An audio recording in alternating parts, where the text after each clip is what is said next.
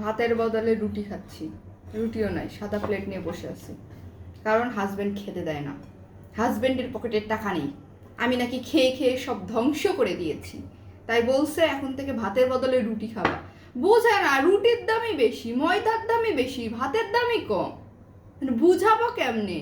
বাজার তো করে না, বাজার করলে না জানবে কোনটার দাম বেশি। তা যাই হোক, আমিও সান্ত্বনা দিয়ে বললাম ঠিক আছে আমি রুটিই খাবো, কিন্তু সে তো আর জানে না তার আড়ালে আমি কি খাবো। সে যখন খেয়ে দিয়ে চলে যাবে তখন ঠিক আমি ভাত খাবো, তার জন্য আমি না খেয়ে থাকবো নাকি?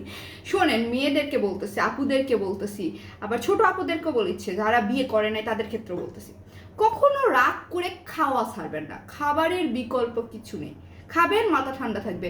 বাবা মা বকা দিচ্ছে রাগ করে খেলেন না, কার পেটে খাবার গেল না? আপনার পেটে খাবার গেল না, বাবা তো ঠিকই খাবে, রাগ করেও খাবে, কিন্তু আপনি না খেলে আপনার পেটে খাবার যাবে না, মাথা কাজ করবে না, তখন মনে হবে যে দুনিয়াটা অশান্তি, কিন্তু দুনিয়াতে অনেক শান্তি আছে, খুঁজে নিতে হবে, শান্তিগুলো খুঁজে নিতে হবে।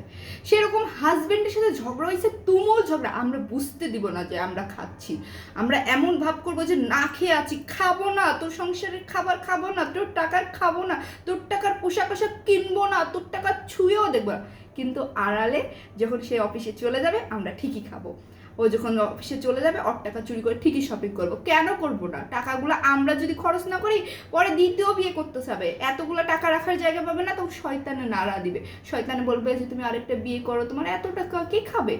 অতএব টাকা খরচ করতে হবে, কিন্তু গোপনভাবে, রাগারাগি হলে গোপনভাবে খাবার খাইতে হবে, সামনাসামনি খেলে রাগ কিন্তু থাকলো না, ঠিক আছে? খাবার খাবো আমরা ঠিক আছে, কিন্তু একটু আড়াল করে, মানে একটু বুদ্ধি খাটায়, কারণ হাজব্যান্ডরা না একটু বেশি মানে শাসন না করলে মাথায় উঠে বসবে, তো মাঝে মধ্যে তাদেরকে শাসন করতে হবে, তাকে ভয়ে ভয়ে রাখতে হবে, তাকে ঠান্ডা মাথায় বুদ্ধি করে তার সাথে যুদ্ধ করতে হবে। সবসময় যুদ্ধ মানে যে লাঠি টাঠি তা না, ব্রেন দিয়ে যুদ্ধ করতে হবে হাজব্যান্ডের সাথে, সবসময় তর্কে জিততে হবে, তর্কে হারা যাবে না, যুক্তি দিয়ে কথা বলতে হবে।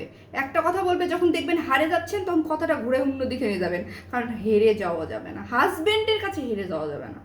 হাজব্যান্ডের কাছে হেরে গেলেন তো আপনি জীবনে সব কিছুতে হেরে গেলেন, সবসময় জিতে যেতে হবে, ঝগড়া করে জিতে যেতে হবে। আর যদি ঝগড়া না পারেন আমাকে কমেন্ট করবেন, আমি তাদেরকে ঝগড়া শিখিয়ে দেবো।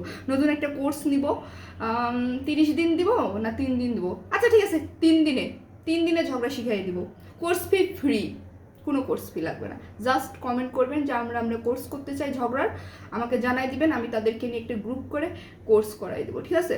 এরপরে দেখবেন ব্রেন একদম খুলে যাবে, ঝগড়াতে সবসময় ফাস্ট হয়ে যাবে। সো এই তো, বেশি বেশি করে কমেন্ট করেন, বেশি বেশি করে শেয়ার করে দেন, আপনাদের হাজব্যান্ডদেরকে শেয়ার করতে কখনোই যাবেন না, কারণ ওরা আবার শেয়ার করলে জেনে যাবে সব কিছু। বান্ধবীদেরকে শেয়ার করবে, বান্ধবীদেরকে শেয়ার করে জানিয়ে দেবেন এই যে আপু সুন্দর সুন্দর বুদ্ধি দিতেছে, এগুলো বুদ্ধি শোন, মাথায় রাখ, কখনো হাজব্যান্ডকে মেনশন দিবেন না, ভাইয়াদেরকে মেনশন দিবেন না, শুধু আপুরা শুধু কমেন্ট করবেন।